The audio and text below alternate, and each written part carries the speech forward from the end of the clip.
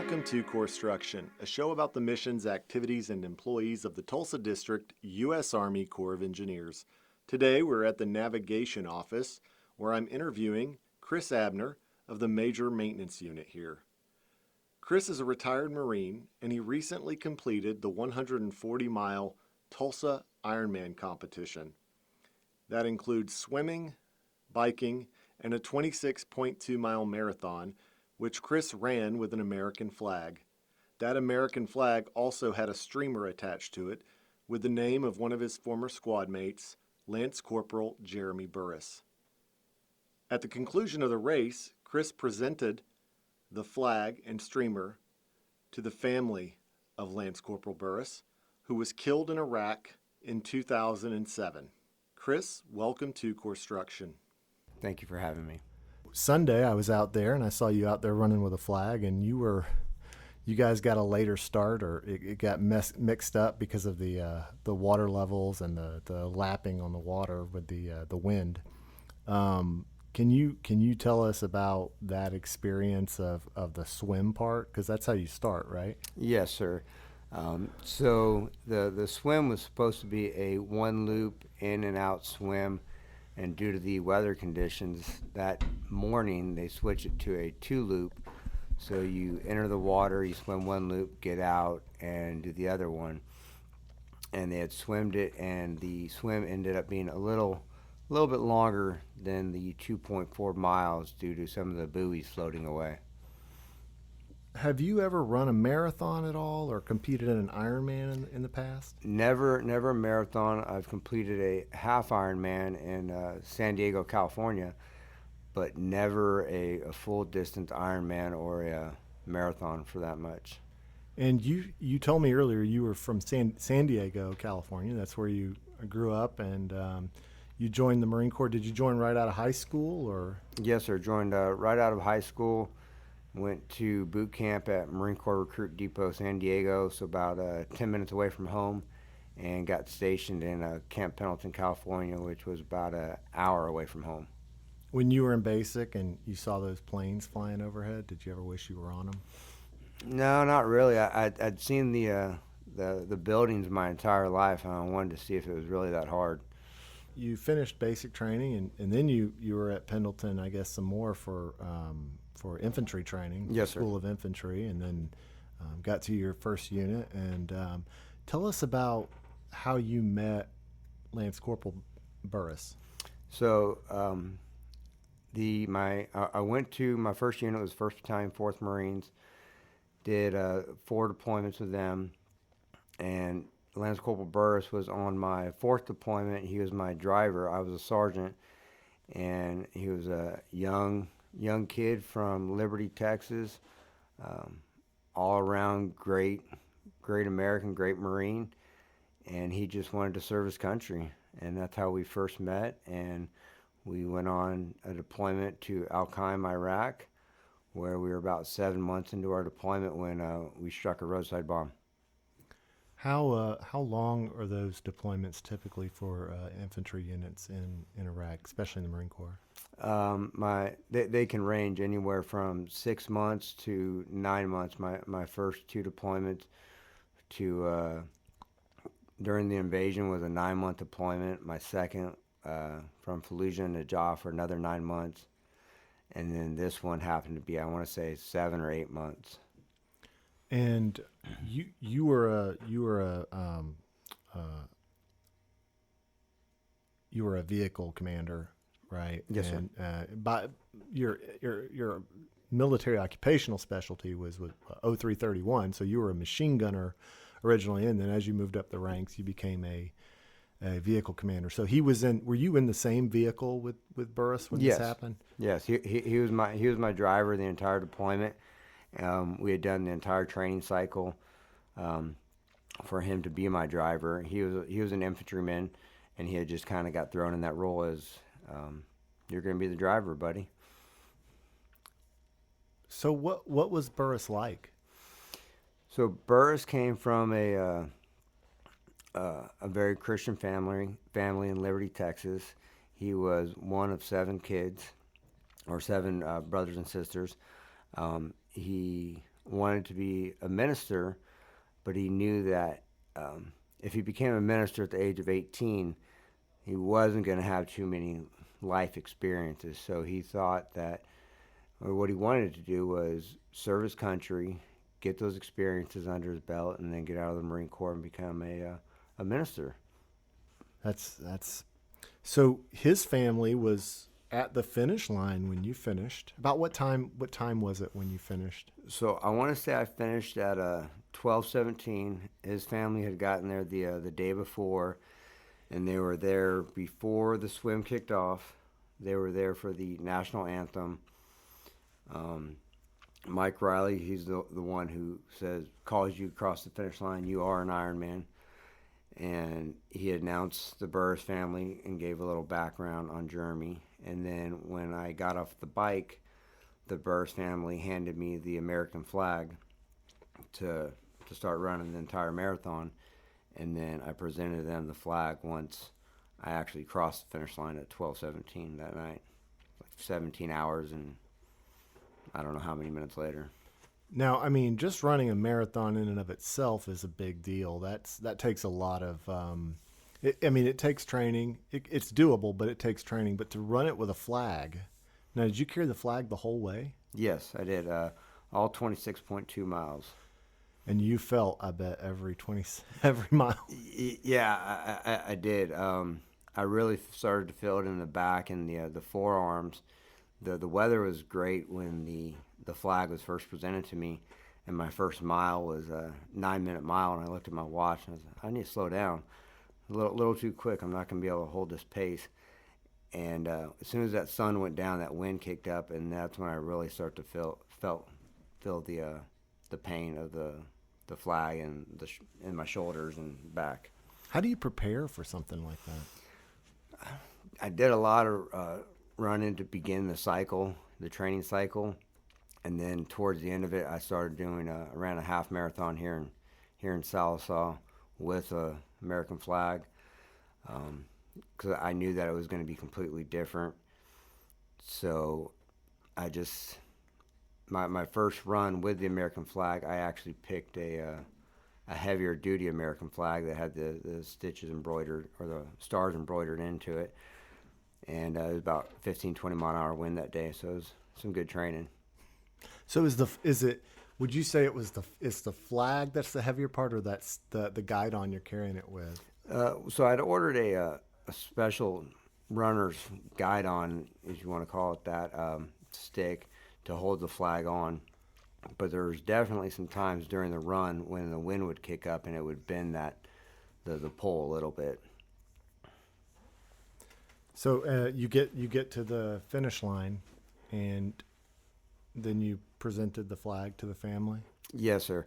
So I crossed the finish line. I heard, Mike Riley's voice coming out there, and he's calling people an Ironman. So I kind of picked up the pace a little bit, and I remember crossing the finish line, and honestly, I don't even remember what my wife told me. She said, "You apologized to the Burrises." I said, "I apologized to them for what?" She said, "You said that you were sorry for taking so long." And the Burrises kind of just laughed about it and said, "No, we had the easy job. We understand." Have you talked to them really before this event? Yes, I'd met the Burrises in 2012, and I'd also met them as soon as we came back from that deployment. They were actually there on the parade deck when we arrived home, and they went out to dinner with us. And I talked to them a little bit here and there, but I actually didn't talk to Brent Burris until about 6 months into my training, because I knew as soon as I asked him if he'd be willing to come up, I had no choice to complete it. So I wanted to make sure my body would hold up and that I could do it. What goes through your mind when you're doing an Ironman? I'm sure different thoughts at different points, but can you sort of take us through, like, maybe from the swimming and then? A lot of funny, weird things come up. I mean, anything to keep your mind occupied. The swim was definitely the hardest part of for me for the Ironman, just with the conditions, the water temperature, and that one, mainly I was just thinking my form, I can do this. I was thinking, I work for the Army Corps of Engineers, and they couldn't warm up the water for me or calm the water down or stop spilling for a minute. So You get no special treatment. I know. So I was kind of angry about that for a while during the swim. So that killed about 10 minutes of it. And then I remember swimming at one point. I smelled gasoline. It was funny, and I don't know if it was from a boat or if it was from a camper had started a fire with gasoline. But I just noticed that all my senses were really in tune because I couldn't see nothing. So that was really interesting for me. And then I got out of the swim, and I hopped on the bike, and I noticed my heart rate was way elevated. And I just started thinking, about Germany at certain points, other Marines that I'd served with, different points during different deployments where funny things had happened or even sad things because, that bike was 7 hours and 40 minutes. Yeah.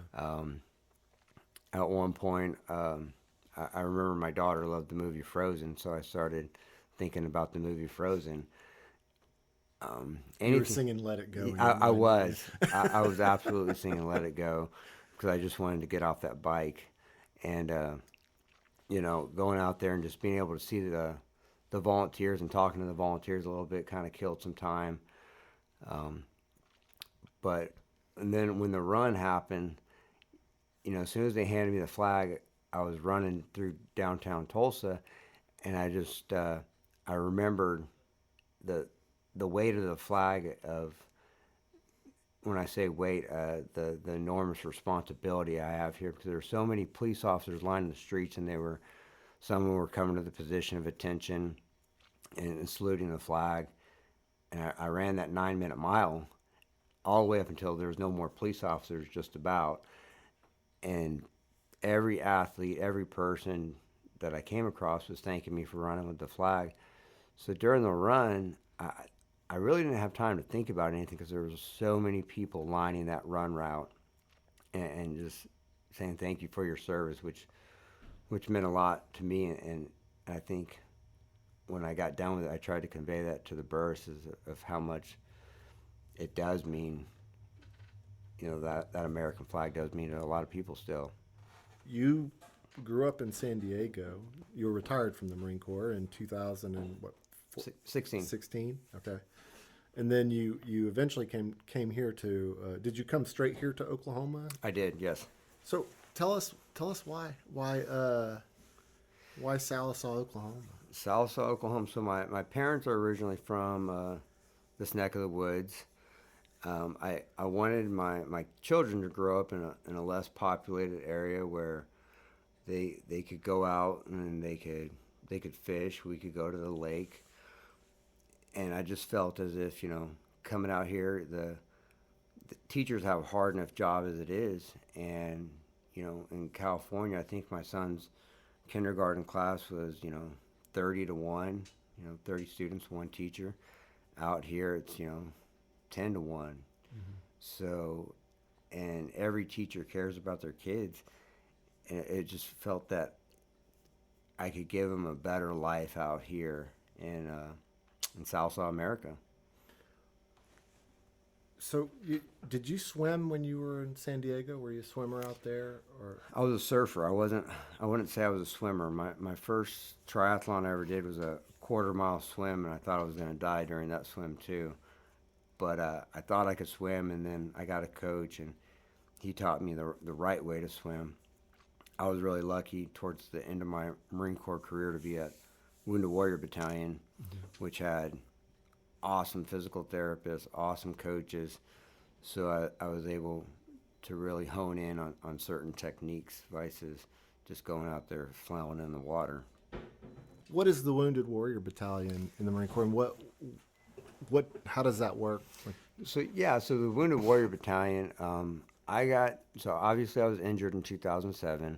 I was getting ready to deploy in 2010 when my middle child was diagnosed with terminal disease. So I became undeployable at that point. So they sent me to Wounded Warrior Battalion, which takes care of wounded, ill, and injured, which a lot of people don't know about is the wounded, ill, and injured. Wounded, obviously, being combat, injuries sustained in combat, whether that be a physical injury, loss of a limb, or post-traumatic stress disorder, traumatic brain injury. Ill could be, cancer, and injured could be from a car accident. So once I was there, I was responsible for, making sure these Marines were still held accountable to the standard of the Marine Corps, but also ensuring that they got the rehab and the rehabilitation that they needed, whether that be from the civilian standpoint or the Marine Corps standpoint.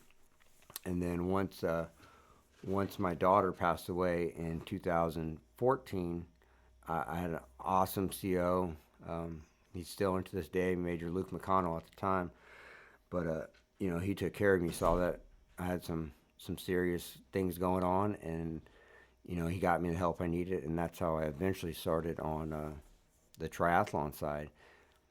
But they had this facility there called the Hope and Care Center, which had a indoor pool, a underwater treadmill. They had a bunch of state-of-the-art equipment. So all the injuries that I had sustained over my career, I was able to rehab them. Had a knee surgery there, and got the actual coaching from Olympic level staff as far as cycling goes, as far as swimming goes. Teaching you the right way of, well, you've been running this way for the past 14 years. Now let's teach you how to run the right way so you don't sustain any more injuries. So it was an awesome facility, still there to this day. I actually I went back to California in December, and I went there, and I went on a 40-mile ride with my old cycling coach. It was an awesome facility ran by awesome Marines, and it was such an important part in my life. When my daughter did pass away, we actually had her service there at the Hope and Care Center, her celebration of life. So it always holds a special part in my heart. So you actually finished with that Wounded Warrior Battalion. You were probably in better shape than you were before you got injured. Would Yes. you say that? Oh, absolutely, 110%. Not just physically, but mentally. That was the huge part about it. Of obviously, going on so many deployments, losing buddies, losing, a Marine, and then losing my child. Having the civilian staff there that actually cared, and still having your Marine Corps brothers and sisters next to you, it's a huge deal.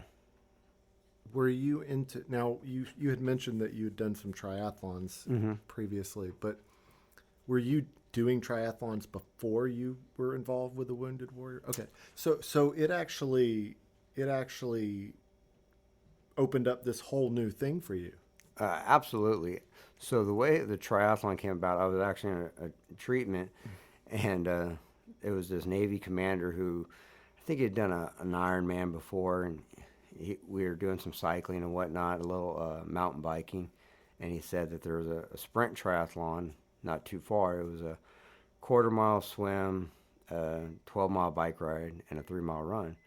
Well, I just torn my ACL, and I said, I can do that. It can't be that hard. And so I signed up for it. My wife had some choice words saying that I wasn't the smartest person in the world. And I went out there and did it. And I remember swimming it and doggy paddling the swim in the open ocean, and the kayaks coming up to me saying, hey, are you okay?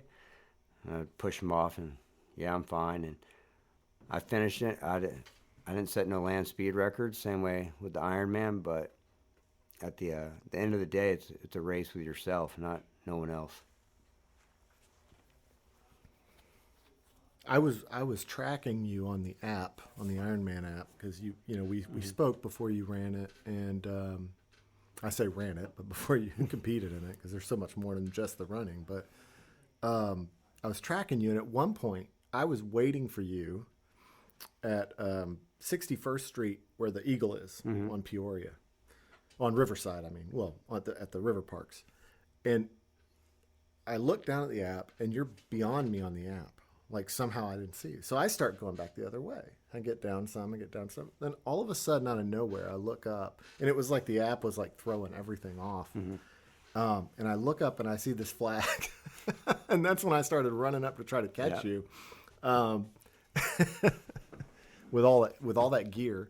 And I was like, oh man, I really wanted to get that shot with the eagle and the flag, and then once you went on a little further. And I'll try to pull up the video from this a little later, but you went on down to the turnaround point because I knew that was coming up soon. And then on the way back, and you were like, "Oh, you're going to finish this with me?" And I'm like, no. But it was so impressive to see you were making good time, and I was following your bike part too, and I noticed like there was one point where you dropped down to like 10 miles an hour average. What was going on at that? Was that the hills? That was the hill. So it seemed like with Tulsa, you were either climbing a hill, doing 8-10 miles an hour, or you're going down a hill doing 40 miles an hour. And at that point, it's just who's going to hit the brakes first. How fast you want to get off this bike? How fast you just want it to be over with? And so I could probably count on one hand how many times I hit my brakes on that course. It was just go, go, go, go. But right before the bike course, I rented some carbon rims because my biggest, they're tubeless. My biggest fear was having a flat and taking, 5-10 minutes. So I rented these carbon rims, which, they rode better. They were all around better rims. And I didn't end up getting a flat, so I didn't have to worry about that. And it was just an overall great experience. Does a flat end it for you? No, it doesn't end it, but it definitely just adds time. Riding in anywhere out here in eastern Oklahoma on some of these roads, you're going to get flats. And so I don't know how much money I spent on tubes. My wife could probably tell you because she was tired of seeing the bills for them. But I got really good at changing them. And so it wouldn't have ended the race, but it definitely would have added 5 or 6 minutes here. Wow, you can change a tube in 5 or 6 minutes. Yeah, I think the fastest I got down to was 7 minutes of changing the tube and putting it all back together and getting back on the road. So you're like your own pit crew out there. That's it. I mean, you're self-sustained. They do have a truck that goes around and gives you some sort of service, but there's only a few of those trucks on a 112-mile bike ride. So if you can't fix it, you might be done for that day. And that was a huge fear of mine, of having a family come up from Texas, having all this hype going on with all the media and all this stuff, and not being able to even get to the run portion because of a bike malfunction. It would have been tough to deal with. Now, and you have to keep on a certain pace too, right? Because if you don't make a certain pace, they'll tag you and you're out, right? Yes. So normally for the swim, it's 2 hours and 20 minutes. I finished at 2:25. Well, since that buoy had floated away, they had to extend everybody's time by I think 30 or 40 minutes, whatever it was. And then overall, you have to finish at 16 hours and 59 minutes. I finished at 17:15 or something. So within that limit that they had extended it to, because we had to swim that extra quarter mile, whatever it was. But hey, it was just a little bit extra longer day. But you finished it though. Like yes. That's the big thing. I mean, that's what's so amazing, because I was nervous when I was looking at, because I didn't know about the extended thing initially, and I was like, oh my gosh, I hope this guy's not in over his head. I had no idea that you had, because we hadn't really talked much. There was that email back and forth, and I was like, oh my God, I hope this guy hasn't gotten in over his head. Yeah. And you did it, man. You were, and I didn't know you were well trained and prepared. And this wasn't. I mean, it was your first Ironman, correct? Yes, but it wasn't your first rodeo on a triathlon. So. No, it wasn't my first rodeo on a triathlon, and like I said, I didn't set no land speed records.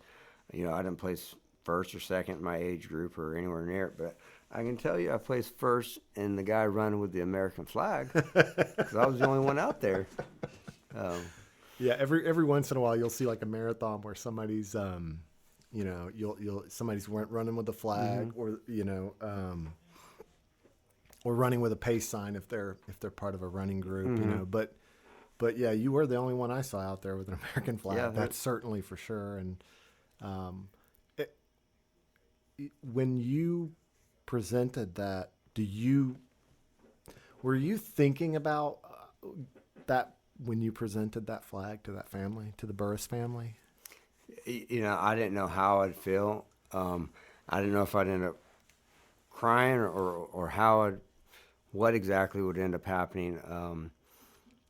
And when I crossed that finish line and I saw them there, and they'd been waiting for 17 plus hours just to be able to hand them that flag. And, you know, that flag is an interesting story behind it. We tried to get in contact with many people who had served with Lance Corporal Jeremy Burris and have them sign it and put a message on that American flag. So when we handed it to them, it wasn't just me running with that flag that day. It was, you know, Lance Corporal Lee Mendez. It was Sergeant Drabicki.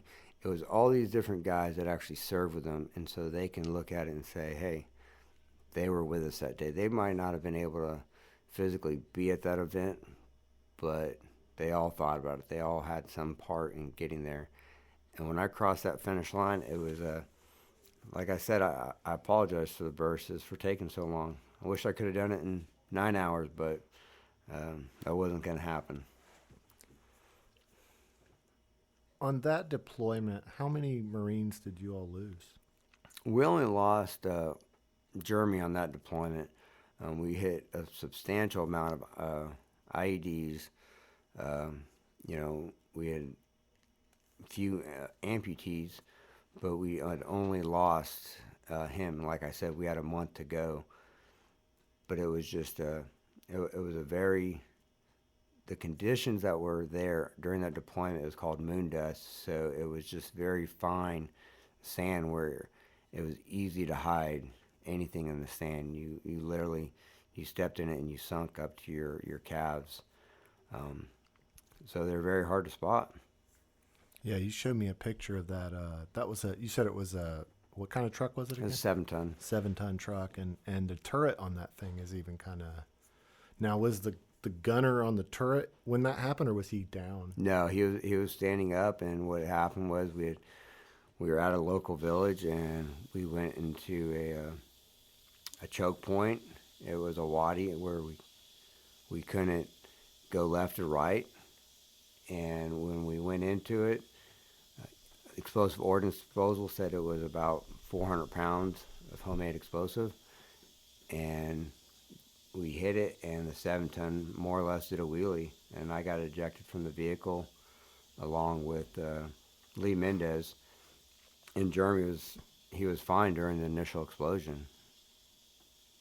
You were what injuries did? Because I saw that you showed me those photos as well, and your face is pretty cut up. It looks like you had to have some stitches. And yeah, so I took 30 stitches to the left side of the nose, and the shrapnel went inside of my cheek, so all the way punctured into my mouth, and then I landed on my rear end, so that compressed my bunch of discs in my back.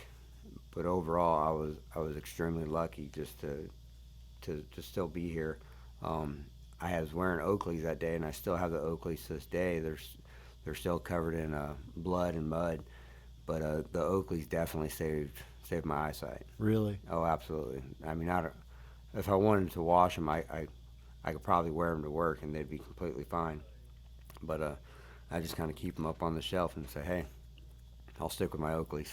Those are ballistic grade Oakleys. Yes. Was those issued to you? No, you bought them as. I had bought them right before that deployment, and they had given us, some other PPE for glasses, and they just didn't look that cool, honestly. Right. Yeah. Yeah. I mean, you got to look cool when you're wearing all that gear. So, I went and I bought the Oakleys, and it was probably the best $150 I'd ever spent. What do you think? What do you think Jeremy would say? If he knew you were running with that flag, to give that flag to his family. How do you think he would have?